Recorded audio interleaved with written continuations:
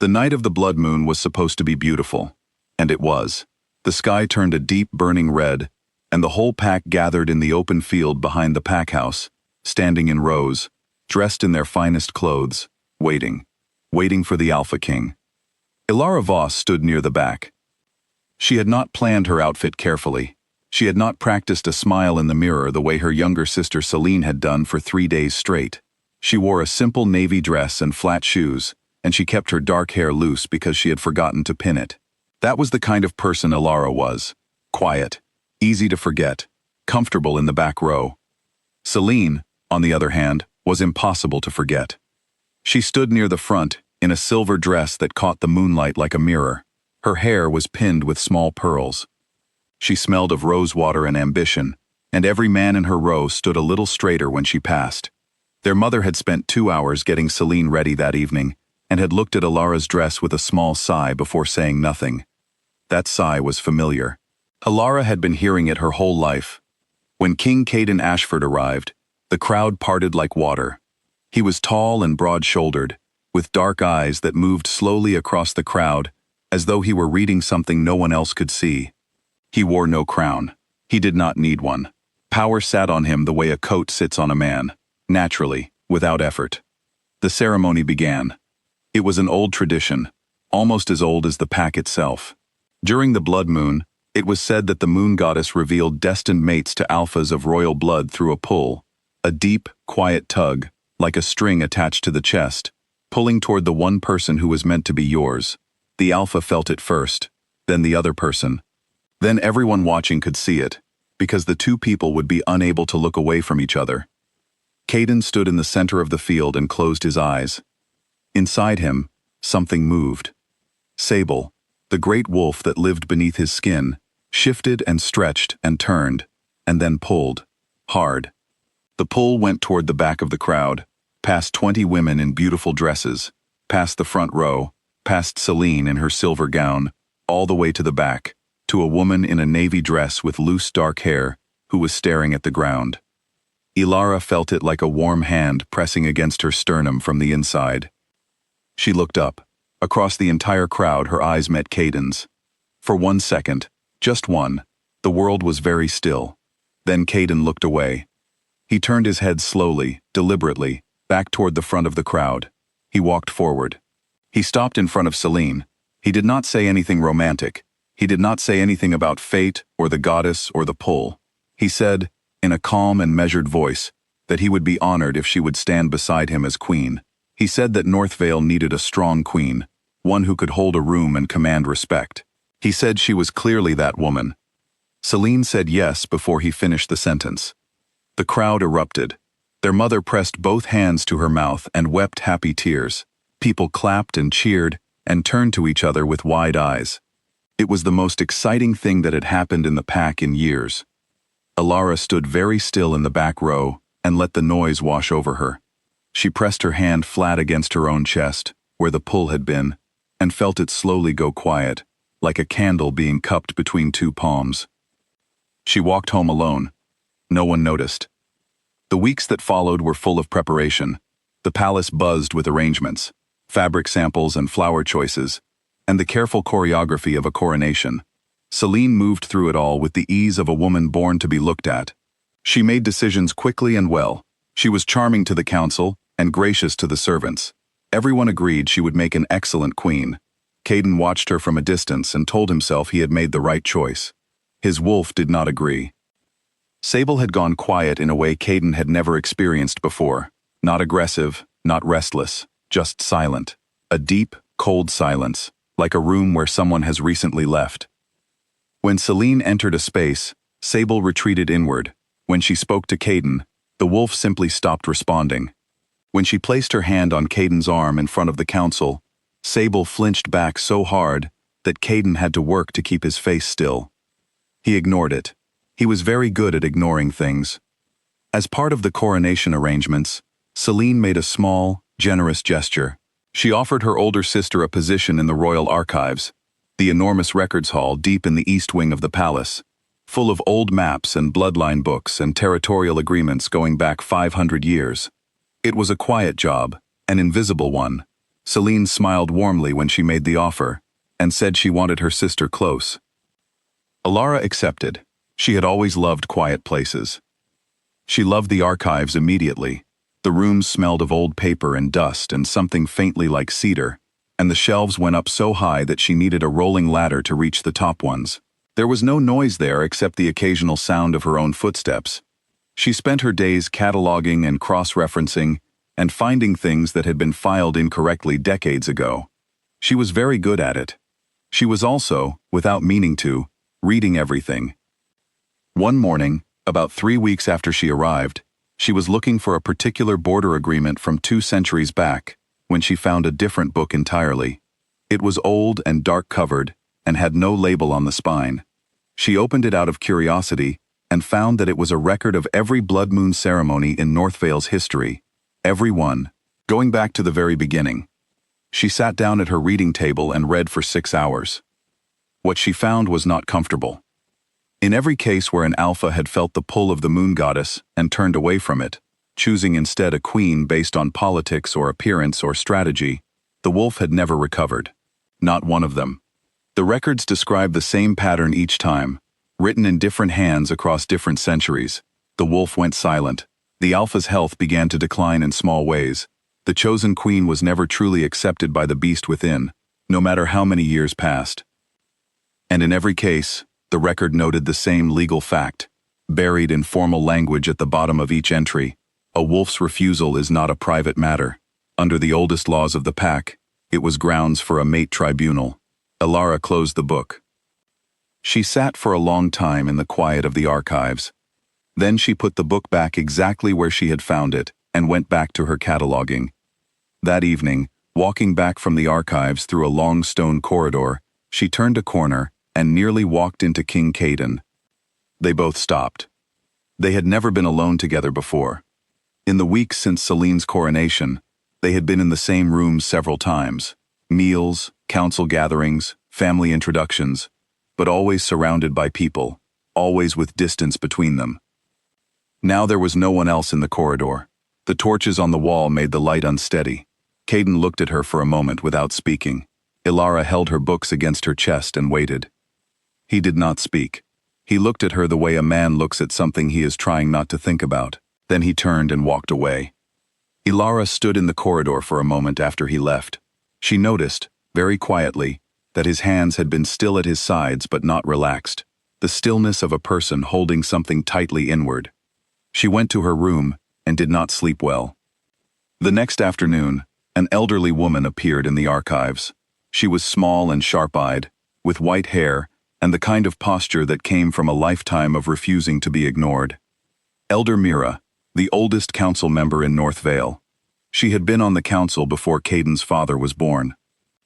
She set a thick, worn book on Ilara's reading table without any greeting and opened it to a marked page. She said, "Read the passage about sable wolves, then decide what you want to do." She left without another word. Ilara read. A sable wolf was not simply an alpha's inner wolf. It was a rarer, older bond, one that formed only with a single person across an entire lifetime. Not 2 people, not a general pull toward compatible partners. One. The sable wolf could not bond twice, and when denied its one chosen person, it did not adapt. It mourned, quietly, permanently, and the longer it mourned, the more the alpha beside it diminished. Not dramatically, not all at once, but steadily, like a fire slowly losing air. Ilara pressed her fingers against the page and felt something settle in her chest. Not triumph, not anger, something much heavier, the particular sadness of understanding a situation fully, including the parts that cannot be fixed easily, and the parts that will hurt people, regardless of what anyone chooses. She thought about Celine. She thought about her mother's happy tears on the night of the ceremony. She thought about the crown and the silver dress, and the years of quiet sighs. She thought about Caden's hands in the corridor, holding something tightly inward. She thought about Sable. Then, she picked up her pen and began to write a letter. Elder Mira filed the tribunal petition herself. She did not ask Ilara's permission. She said that some laws existed not because people wanted them to, but because the goddess had written them before anyone had the chance to argue. The news moved through the palace in hours. Selene came to Alara's room that night. She did not shout. She was too controlled for that. She sat on the edge of the chair beside the window and looked at her sister with a calm that was far more unsettling than anger would have been. She said that Alara had always been resentful, even when Alara had never shown it. She said she had tried to be generous. She said the archive's position had been a gift. Alara looked at her sister and said, quietly, that she had not asked for the tribunal. That was the truth. Selene looked at her for a long moment. Then she stood and left. The tribunal was held in the Great Hall, in front of the full council and a gathering of pack witnesses. There was a moonseer present, an old woman who could read bond signatures, the marks the goddess left on people she had chosen for each other. One by one, the witnesses were heard. Guards described Sable's persistent silence in the queen's presence. Healers presented records of small, consistent changes in the king's health over the past months. Elder Mira spoke for 30 minutes without notes. Then Alara was called to stand. She had not prepared a speech. She was not sure what to say. She stood in the center of the hall and opened her mouth, and before she could find any words at all, something happened. Sable surfaced. Not in rage or in threat. The wolf came forward quietly, the way a person steps out of a doorway into the light after a long time indoors, slowly, carefully, as though still getting used to the brightness. And when Sable came forward, something in the great hall changed. The temperature in the room seemed to shift. People who had been shifting in their seats went still. The moonseer stood without being asked. She said there was nothing more she needed to examine. The bond signature on both of them was unmistakable. It had been unmistakable since the night of the blood moon. Selene rose from her seat. She called the tribunal corrupt. Her voice was steady, and she made several precise, logical points about process and bias. She was very good in the moment. She had always been good in moments. No one in the hall said anything to counter her. But Sable was still present, still quiet, still looking at Alara with the patience of something that had been waiting for a very long time. The council deliberated. When they returned, the head elder announced the verdict in a calm, formal voice. The chosen queenship was dissolved, effective immediately. The crown would follow the bond. Selene did not cry. She nodded once, in the practiced way of a person saving their tears for a private room, and walked out of the hall with her spine perfectly straight. Alara watched her go, and felt the victory settle over her like something too heavy to celebrate. The next morning, Selene was gone before sunrise. She packed efficiently and completely and left no note. She took very little, mostly her own things, not the gifts or the gowns the palace had provided. She moved through the halls before anyone else was awake, and she was through the gates while the sky was still dark. Alara spent the next 3 days in the archives. She was not hiding. She was doing what she had always done when she needed to find her footing. She read. She read the histories of every fated pair Northvale had ever recorded. She read accounts of women who had not asked to be queens and had become remarkable ones. She read about bonds that had been tested and had held, and about the ordinary difficulty of two people learning to trust each other after a beginning that was neither simple nor clean. She also, in the evenings, wrote a careful letter to her sister. It was not an apology, because she did not believe she had done something wrong. It was not a plea, because she had too much self-respect for that. It was something harder to name, a record of the truth as she understood it, offered honestly, with no expectation attached. She sent it and did not wait for a reply. On the 4th day, she found Caden in the training ground at dusk. He was alone, moving through a practice form slowly, which was unusual. He normally moved fast. He stopped when he saw her. She told him the truth. She said that she had spent most of her life making herself small, because small people are harder to disappoint. She said that what frightened her was not him, not the crown, not any of the things that seemed like they should be frightening. What frightened her was the possibility of finally being fully seen and still being found lacking. Caden was quiet for a long time. He did not rush to reassure her. She appreciated that. Easy reassurance from a man who had turned away from her once would have felt wrong. He said that on the night of the blood moon, he had felt the pull and had chosen to override it. He had told himself it was wisdom. He had told himself he was thinking about the pack, about duty, about what a king needed to do. And some of that had been true, but not all of it. Some of it had simply been fear, the particular fear of a man who has controlled everything for so long that he does not know how to want something he cannot control. He said he was done with that. Sable came forward then, gentle, unhurried, present. Ilara's wolf rose to meet him. The bond settled between them, like something that had always been true, finally allowed to be spoken. The coronation of Queen Ilara of Northvale was a quieter affair than anyone expected. There were no elaborate decorations, no great political performances.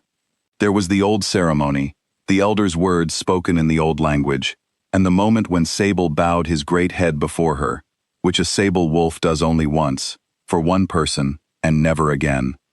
Ilara wore midnight blue. She carried her own notebook, the one she had filled in the archives over 3 days of reading. She was a record keeper becoming a queen, and she did not want to pretend otherwise.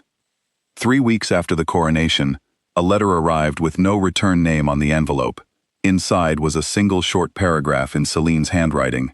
It said, "I know you did not take it from me. I know I tried to take it from you. I am not ready to say anything more than this yet." Ilara read it twice, slowly. She walked to the archives and filed it carefully in a folder she labeled with a simple phrase, "Unfinished business, pending." Caden found the folder later, while looking for something else. He read the label. He did not say anything about it. But for the first time in longer than either of them could remember, Sable was at peace.